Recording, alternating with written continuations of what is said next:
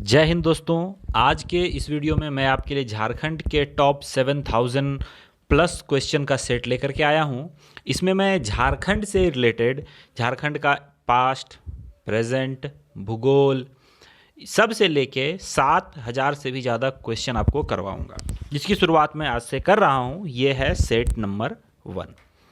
तो चलिए शुरू करते हैं। और ये ऑलरेडी सी बात है कि इसमें झारखंड के अगर क्वेश्चन हैं तो झारखंड से रिलेटेड जितने भी एग्ज़ाम हैं उसमें आपको ये मदद करेंगे। तो पहला क्वेश्चन देखते हैं। इसमें हम सिर्फ क्वेश्चन और उसके डिटेल्स को भी देखेंगे। आप अगर इसका पीडीएफ डाउनलोड करना चाहते हैं तो पीडीएफ का लिंक आपको नीचे डिस्क्रिप्शन बॉक्स में मिल जाएगा, ठीक है। और आप हमारे वेबसाइट पे जाके मैं आपको जो एक्स्ट्रा डिटेल दूंगा वो भी वहाँ से पढ़ सकते हैं, ओके। तो पहला क्वेश्चन शुरू करते हैं। क्वेश्चन है कि झारखंड के किस जिले में इस्को की गुफाएं हैं। झारखंड के किस जिले में इस्को की गुफाएं हैं। तो इस्को की गुफाएं जो हैं ये आपको हजारीबाग जिले में मिलेंगी। देखिए, हजारीबाग जिले की जो है स्थापना एज अ जिला के तौर पे 1833 में की गई थी। और हजारीबाग की बात करें तो इसके अंदर 2 अनुमंडल आते हैं, हजारीबाग और बरही। वही प्रखंड की बात करें तो 16 प्रखंड हैं और विधानसभा क्षेत्र जो हैं वो हैं 4, ओके। नेक्स्ट क्वेश्चन पे आते हैं। महाभारत में झारखंड को क्या कहा गया है। महाभारत में झारखंड को क्या कहा गया है। तो महाभारत में झारखंड को पशु भूमि कहा गया है, पशु भूमि। वहीं झारखंड को महाभारत के दिग्विजय पर्व में पुंडरिक देश भी कहा गया है, ओके। तो झारखंड के 2 नाम बताए गए हैं महाभारत में। एक है आपको पशु भूमि और दूसरा है पुंडरिक देश, याद रखेंगे आप। चलिए, आपके लिए एक मैं क्वेश्चन यहां पे पूछता हूं कि महाभारत का युद्ध जो है वो कितने समय तक लड़ा गया था। आपको ड्यूरेशन बताना है। महाभारत का जो युद्ध है वो कितने समय तक चला था, ठीक है। ये आप मुझे कमेंट करके बताएंगे। मोस्ट इंपॉर्टेंट क्वेश्चन है ये। अगला देखते हैं। पत्थर के स्लेट नवपाषाण कालीन स्थल से मिले हैं, यानी कि पत्थर के स्लेट किस नवपाषाण कालीन स्थल से मिले हैं। तो याद रखेंगे ये मिले हैं बुरजू, ठीक है, बुरजू। इसमें कुछ भी एक्स्ट्रा डिटेल की आवश्यकता नहीं है। अलग अलग चीज़ें कहाँ कहाँ से मिलती हैं ये आपको बताई जाती हैं, तो ध्यान रखेंगे आप। बुरजू से मिली है। किस झारखंडी भाषा की समानता कन्नड़ से पाई जाती है। कन्नड़, तो कन्नड़ जो है कन्नड़ से मिलती जुलती भाषा है कुड़ुख। कुड़ुख जो है वो कन्नड़ से मिलती जुलती भाषा है और यह भाषा उड़ांव जनजाति द्वारा बोली जाती है। उड़ांव जनजाति, उड़ांव। और उड़ांव के बारे में आपको पता होना चाहिए कि ये जो है झारखंड की दूसरी प्रमुख जनजाति है, ओके, सेकंड प्रमुख जनजाति है। नेक्स्ट है झारखंड इतिहास एवं संस्कृति पुस्तक के लेखक कौन हैं। तो ये हैं डॉक्टर वीरोत्तम, डॉक्टर वीरोत्तम। इससे झारखंड के बारे में बहुत सारी चीज़ें, अगर आप झारखंड की संस्कृति, झारखंड का इतिहास को एज अ स्टूडेंट नहीं, एज अ आप झारखंड को जानने वालों के तौर पे देखना चाहते हैं तो आप इसको पढ़ेंगे तो आपको बहुत सारी जानकारियाँ, नई नई जानकारियाँ मिलेंगी। झारखंड में प्रसिद्ध कौन सा एक जैन स्थल है। झारखंड में प्रसिद्ध एक जैन स्थल है, ये है पवनपुर। पवनपुर निम्न में से, ऐसा नहीं है कि सिर्फ एक ही जैन स्थल है, बहुत सारे जैन स्थल हैं। तो पवनपुर एक जैन स्थल है, ये आपको पता होना चाहिए। ये पूर्वी सिंहभूम, ईस्ट सिंहभूम में जो है ये आपको पड़ता है, ध्यान रखेंगे आप। समेद शिखर पहाड़ी किस जिले में स्थित है। समेद शिखर पहाड़ी, तो इसके बारे में देखिए मैं आपको बता दूं कि समेद शिखर पहाड़ी जो है ये आपको गिरिडीह जिले में पड़ता है, गिरिडीह। और गिरिडीह जिला जो है ये बना कब था। तो ये 1972 में बना था, ओके। और हजारीबाग से काट के बनाया गया था इसको, मतलब ये हजारीबाग का ही हिस्सा हुआ करता था 1972 से पहले, ओके। 1991 में जो है जो गिरिडीह के 6 ब्लॉक और धनबाद के 2 ब्लॉक को अलग करके उसके बाद क्या बना दिया गया, बोकारो बना दिया गया। मतलब कि 1972 में हजारीबाग को जो है वो कट करके गिरिडीह बनाया गया और 1991 में गिरिडीह से 6 ब्लॉक, ठीक है, और धनबाद के 2 ब्लॉक निकाल के इसको बोकारो जिला भी बनाया गया, ध्यान रखेंगे। तो और यहाँ पे समेत शिखर की बात करें तो इसकी जो ऊंचाई है ये 4,477 फीट है, यानी कि 1,365 मीटर। और यह माना जाता है कि यहाँ पर जो जैनों के समेत शिखर ये जैनों का प्रमुख स्थल है, तो यहाँ पे जैन के जो 24 तीर्थंकर हुए हैं उनमें से 20 तीर्थंकर जो हैं इन्होंने इसी पर्वत शिखर पर आकर मोक्ष को पाया है। ठीक है, और इस पर्वत शिखर को क्या कहते हैं? इस पर्वत को पारसनाथ कहते हैं, पारसनाथ पर्वत, और उसके शिखर को सामेद शिखर पहाड़ी कहते हैं। याद रखेंगे आप, जो पारसनाथ इनके 23वें तीर्थंकर थे। चलिए नेक्स्ट क्वेश्चन पे आते हैं। झारखंड का पहाड़ी पठार तथा जंगल क्षेत्र किस जनपद के हिस्से में थे? तो आपको पता होना चाहिए कि ये जो है मगध जनपद के हिस्से में थे और इसकी राजधानी जो है वो राजगृह हुआ करती थी। ठीक है, मगध जनपद राजगृह हुआ करती थी। अगले देखें कि अशोक के किस शिलालेख में झारखंड क्षेत्र का उल्लेख है? तो अशोक के 13वें शिलालेख में झारखंड का उल्लेख मिलता है और इसी में कलिंग विजय का जो उल्लेख है वो भी मिलता है। तो आप समझ सकते हैं कि कलिंग विजय के दौरान ही उड़ीसा के कुछ, जो उड़ीसा में कलिंग पड़ता है, तो वहाँ उड़ीसा और झारखंड आपस में सटा हुआ है, तो उसी से झारखंड होते हुए ही वो उड़ीसा की ओर प्रस्थान करे होंगे। तो यहाँ पे झारखंड का भी उल्लेख इसी चक्कर में यहाँ पे देखा जाता है। ओके, चलिए नेक्स्ट क्वेश्चन देखेंगे कि अर्थशास्त्र में किस नदी से हीरा प्राप्त होने की चर्चा है? तो ये है इंद्रवाहक। वहीं स्वर्ण रेखा से सोना मिलने की बात कही गई है। अगला है कि शशांक किस धर्म का अनुयायी था? तो शशांक जो है ये शैव धर्म का अनुयायी था। ये गौड़ वंश का शासक था। याद रखेंगे, कई बार एग्जाम में पूछा जाता है गौड़ वंश का शासक। और इससे रिलेटेड एक बहुत ही इंपॉर्टेंट फैक्ट जो है, जिस वृक्ष के नीचे बुद्ध भगवान को ज्ञान की प्राप्ति हुई थी उसे हम बोधि वृक्ष कहते हैं, जो कि महाबोधि मंदिर गया में स्थित है। ठीक है, बौद्ध गया बोलते हैं उसको, वहां पे स्थित है ये। और इस पेड़ को शशांक ने कटवा दिया था। इस पेड़ को शशांक ने ही कटवाया था, क्योंकि इसे बौद्ध धर्म से कुछ खास लगाव नहीं था। ये कुछ खास पसंद नहीं करते थे भगवान बुद्ध और उनके अनुयायियों को, तो इन्होंने उस पेड़ को कटवा दिया था। ध्यान रखेंगे आप।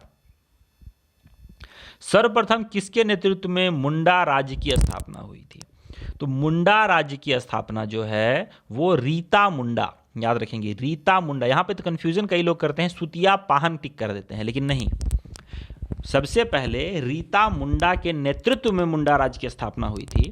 और ये जो है ये प्रथम जनजातीय नेता थे, प्रथम मुंडा जनजातीय नेता थे जिसने राज्य निर्माण की प्रक्रिया शुरू की थी। ओके, उसने सुतिया पाहन को मुंडाओं का शासक चुना था, यानी कि सुतिया पाहन को रीता मुंडा ने ही जो है वो शासन दिया था करने को। और नए राज्य का नाम सुतिया नागखंड भी रखा। ठीक है, और उसने अपने राज्य में 7 गढ़ और 21 परगनों में विभक्त किया था। अपने राज्य को 7 गढ़ में और 21 परगनों में विभक्त किया था। रीता मुंडा को कई जगह पे रीसा मुंडा भी कहा जाता है, रीसा, याद रखेंगे। चलिए अगला देखते हैं, पंचेत राज्य किस क्षेत्र में स्थापित है? पंचेत राज्य वर्तमान में बात करें तो पंचेत जो है जगह है वो धनबाद में आता है, लेकिन जिस समय की ये बात थी जब ये राज्य हुआ करता था पंचेत, तब ये मानभूम में आता था। मानभूम। अब मानभूम की बात करें तो देखिए, मैं थोड़ा सा एक शॉर्ट सा इतिहास आपको बता देता हूं।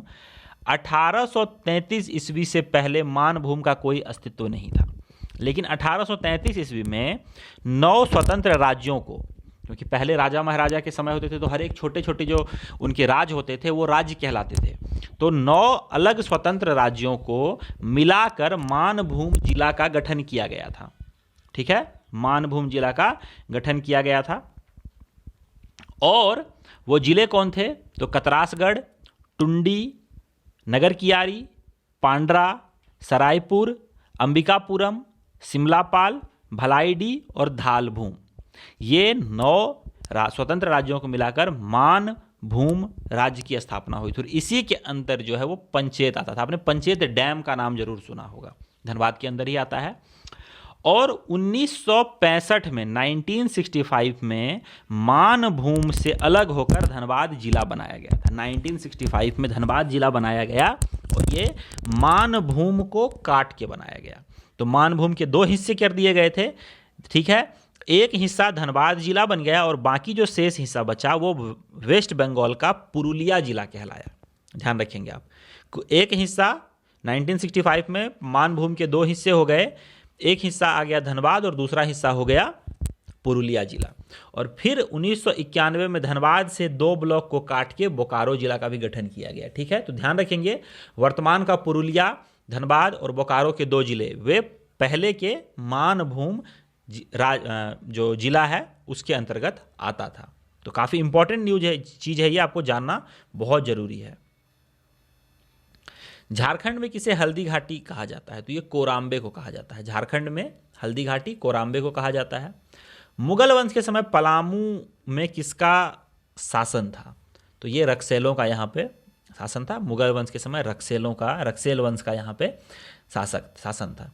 ईस्ट इंडिया कंपनी में झारखंड में ईस्ट इंडिया कंपनी की शुरुआत कब हुई?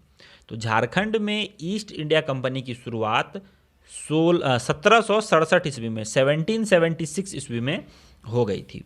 और झारखंड में अंग्रेजों का जो प्रवेश है वो सिंहभूम की ओर से हुआ था। ये भी आप याद रखेंगे, क्वेश्चन कई बार पूछा गया है एग्जाम में।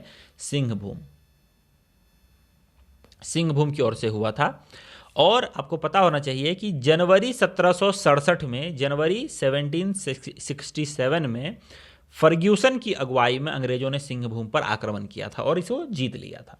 फिर 22 मार्च को 1767 यानी कि 1767 में घाटशिला के महल पर भी इन्होंने कब्जा कर लिया था। याद रखेंगे आप। ये सारी चीज़ें जो मैं आपको एक्स्ट्रा बता रहा हूँ ये आपको मेरे वेबसाइट पे मैं लिंक दे दूंगा, वहीं से आपको PDF भी मिलेगा। तो आप चाहें तो वहाँ से पढ़ सकते हैं, एक एक चीज़ को नोट करना चाहे तो नोट भी कर सकते हैं। तमार विद्रोह किस जनजाति से संबंधित है? तो आपको पता होना चाहिए तमार विद्रोह उड़ांव जनजाति से संबंधित है। 1782 से 1820 तक चलने वाला था ये विद्रोह। और इसके जो नेतृत्वकर्ता थे, जो प्रमुख नेता थे, वो थे ठाकुर भोलानाथ सिंह। याद रखेंगे आप, उरांव जनजाति द्वारा चलाया गया ये विद्रोह था। ठाकुर भोलानाथ सिंह इसके जो है वो नेतृत्वकर्ता थे। और 1782 से 1820 तक ये विद्रोह चला था। अगला देखते हैं, कोल विद्रोह कब हुआ था? तो कोल विद्रोह जो है ये 1831 से 32 के बीच हुआ था। यह मुंडा जनजाति के द्वारा किया गया एक विद्रोह था, जिसमें हो जनजातियों ने भी इनका भरपूर साथ दिया था, ठीक है। और इसके एक प्रमुख नेता की बात करें तो बुद्धू भगत जो है एक बहुत ही इंपॉर्टेंट नेता थे इसके, ठीक है।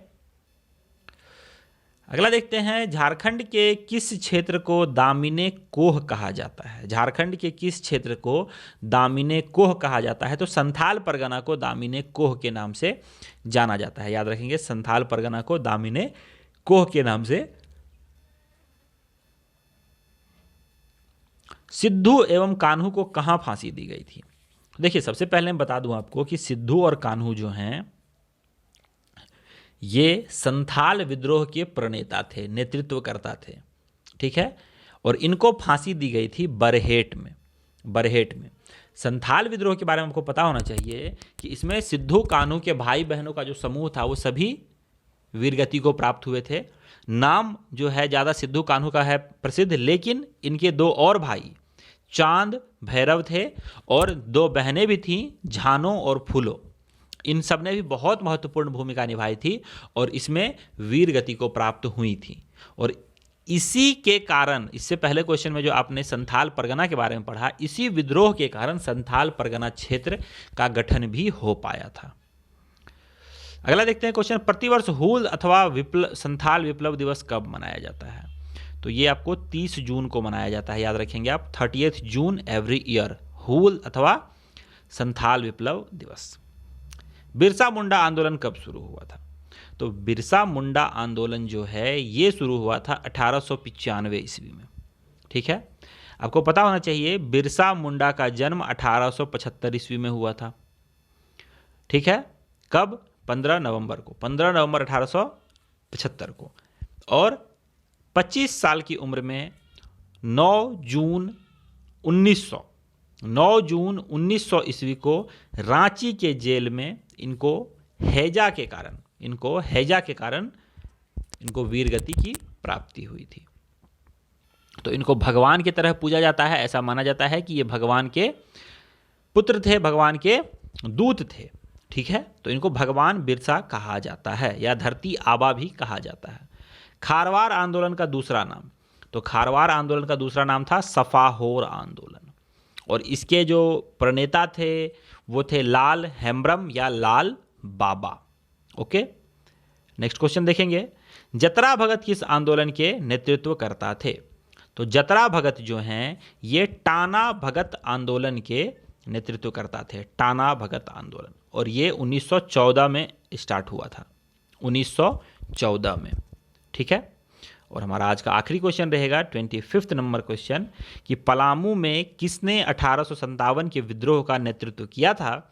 तो पलामू से किया था नीलांबर एवं पीतांबर ने, नीलांबर एवं पीतांबर ने। ये सारी चीज़ें मैं आपको थ्योरी क्लास में भी पढ़ाऊंगा जब मैं थ्योरी वीडियोस लेके आऊँगा। अभी मैं आपको पहले 7000 MCQs का एक बेस तैयार करके दे रहा हूँ, फिर उसके बाद मैं आपको थ्योरी पढ़ाऊंगा, तो आपको समझ में आएगा कि कितनी इंपॉर्टेंट हैं ये सारी चीज़ें। ठीक है, तो आई होप ये वीडियो आपको अच्छा लगा होगा।